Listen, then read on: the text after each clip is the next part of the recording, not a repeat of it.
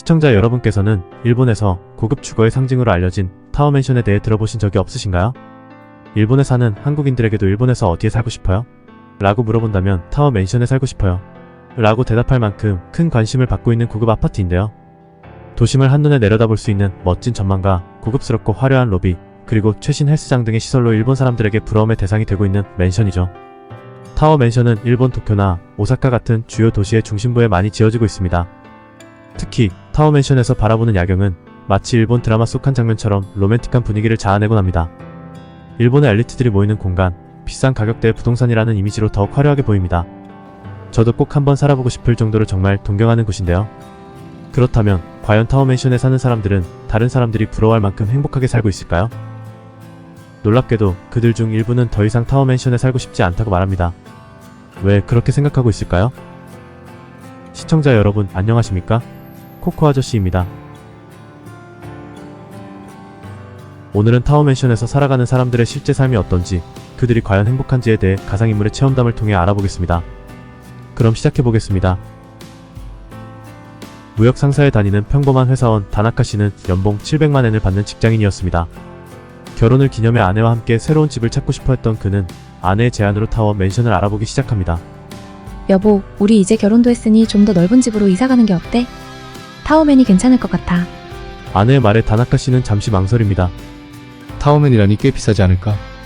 그러나 아내는 인터넷을 검색해 의외로 가격이 괜찮은 타워맨션을 찾아냈고 두 사람은 그곳을 보러 가기로 했습니다. 타워맨션 내부를 둘러보니 대략 20평대 면적의 방 2개와 거실, 그리고 주방과 다이닝 공간이 연결된 구조였습니다. 거실은 비교적 넓고 특히 19층에서 내려다보는 도심의 탁 트인 전망이 인상적이었죠. 마치 도시 전체를 한눈에 담을 수 있는 것처럼 펼쳐진 경치가 참 매력적이라고 다나카 씨는 생각했습니다. 와, 이 집 정말 좋다. 다나카 씨의 마음이 점점 타워맨션으로 기울었습니다. 결국 다나카 씨 부부는 도쿄의 한 타워맨션을 구입하기로 결심하게 됩니다. 여기서 등장한 것이 바로 페어론이라는 대출 방식이었죠. 이 방식은 부부가 각각의 연대보증인이 되어 더 많은 대출을 받을 수 있도록 하는 제도였습니다. 다나카 씨 부부는 연봉 합산이 1000만엔이었기 때문에 부부 합산 총 5000만엔을 대출받아 6000만엔짜리 타워맨션을 구입하게 됩니다. 꿈에 그리던 타워맨션 생활이 시작되었죠. 고층에서 내려다보는 도심의 풍경, 세련된 인테리어, 철저한 보안 시스템까지 모든 것이 완벽해 보였습니다. 특히 아내가 아이를 출산한 후 그들의 행복은 더욱 커졌습니다. 하지만 행복은 오래가지 않았습니다. 타워맨션 생활을 시작한 지 얼마 지나지 않아 서서히 문제가 나타나기 시작했던 것이죠. 먼저 고급 아파트라 방음이 잘 될 거라고 기대했지만 현실은 달랐습니다. 여보, 이게 무슨 소리지? 윗집에서 나는 발소리와 화장실 물 내리는 소리는 물론 옆집에서 드라이기 켜는 소리까지 고스란히 들려왔던 것이죠. 여보, 여기서 이상한 냄새가 나. 설상가상으로 화장실에서 이상한 냄새까지 나기 시작하면서 다나카 씨는 점점 후회를 하기 시작했습니다. 그리고 지진이 발생했을 때는 19층이라 그런지 흔들림이 더 크고 오래 지속되었던 것이죠. 그뿐만 아니었습니다. 여보, 햇볕이 강해서 커튼을 쳐야겠어.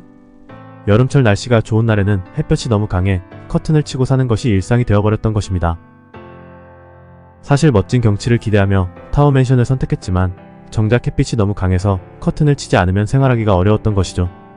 탁 트인 전망이 주는 장점보다는 오히려 강한 햇볕에 더 신경을 쓰게 되는 현실이 된 것입니다. 이런 스트레스에 더해 타워맨션에서 거주하는 것이 경제적으로 조금씩 부담되기 시작했습니다. 와, 이렇게나 많이 내야 해?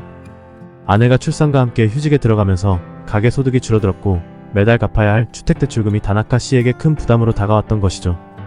그뿐만 아니라 주택대출금에 더해 매달 나가는 고정지출 금액도 너무나도 컸습니다. 관리비와 장기수선 충당금이 상상을 초월할 정도로 비쌌던 것입니다. 두 항목을 합치니 매달 28,000엔이 고정지출비로 나가는 것이었습니다. 정말 힘드네.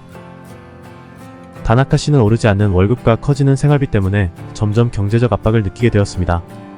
월급을 더 받기 위해 야근을 자주 하였고 회식 자리에도 빠지지 않고 참석하였습니다. 그러면서 그의 회사 생활도 힘들어졌습니다. 가정에 소홀해지다 보니 아내와의 대화는 점점 줄어들게 된 것이죠. 당신은 맨날 일만 하고 집에는 신경도 안 쓰는구나. 아내의 불만은 점점 커져갔고 부부 사이의 갈등도 깊어져 버렸던 것입니다. 나는 아이를 돌보느라 정말 지쳐있는데 당신은 매일 집에 늦게 들어오기만 하니 너무 불공평해.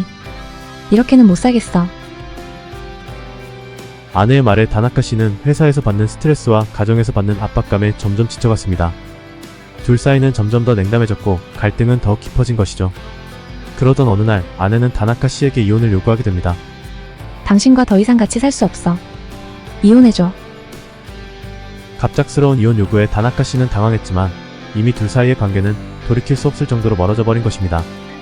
결국 이혼은 현실이 되었고 문제는 그 이후였습니다. 페어론 대출로 인해 다나카 씨는 원래 두 사람이 함께 책임져야 했던 대출금의 상당 부분을 혼자 떠안게 된 것이죠. 그는 남은 대출금을 혼자 갚아야 했고 이는 그에게 엄청난 경제적 부담으로 다가왔습니다. 그래서 다나카 씨는 타워맨션을 팔기로 결심했습니다. 타워맨션이라 쉽게 팔리겠지? 타워맨션은 여전히 인기가 많았고 이 정도 위치에 있는 집이라면 금방 매수자가 나타날 거라 확신했죠. 하지만 시간이 지나도 부동산에서 오는 연락은 없었습니다. 다나카 씨는 비로소 문제의 심각성을 깨달은 것이죠. 진짜야 큰일 났네. 이 지역에는 이미 수많은 타워맨션이 경쟁을 벌이고 있었던 것입니다. 특히 근처에 새로 지어진 타워맨션들이 줄지어 들어서면서 지은 지 오래된 타나카 씨의 타워맨션은 점점 매력을 잃고 있었던 것입니다. 게다가 타워맨션이 지어진 지 15년이 넘으면서 아파트의 대규모 수선 공사가 코앞으로 다가오고 있었죠. 타워맨션의 수선 비용은 상상을 초월했고 그 비용은 각각의 집주인들에게 추가로 청구될 예정이었던 것입니다. 결국 시세보다 낮은 가격으로 매물을 내놓지 않는 한 타워맨션을 팔기는 어려워졌던 것입니다. 이처럼 페어론으로 부부가 공동으로 타워맨션을 구매했을 때는 대출에 대한 책임을 함께 져야 하는 구조이기 때문에 이혼이나 수익 감소 같은 돌발 상황에 대비하지 않았던 것을 다나카 씨는 크게 후회하게 된 것입니다. 처음에는 페어론 대출이라 타워맨션을 구매하는 것이 가능하였지만 이혼이나 예기치 못한 상황이 발생하면 오히려 독이 될 수 있다는 점을 뼈저리게 깨닫게 된 것이죠. 여러분, 타워맨션에 산다고 해서 모두가 행복한 것은 아닙니다. 외관은 화려하고 고급스러워 타워맨션에 사는 것을 부러워하는 사람들도 많겠지만 그 이면에는 큰 경제적 부담과 여러 문제들이 숨어 있을 수 있는 것입니다. 오늘은 일본 타워맨션에 거주하는 모든 사람들의 삶이 정말 행복한지에 대해 가상의 체험담을 통해 이야기해보았습니다. 시청자분들은 일본 타워맨션에 사는 사람들이 정말 부럽게만 여겨지시나요?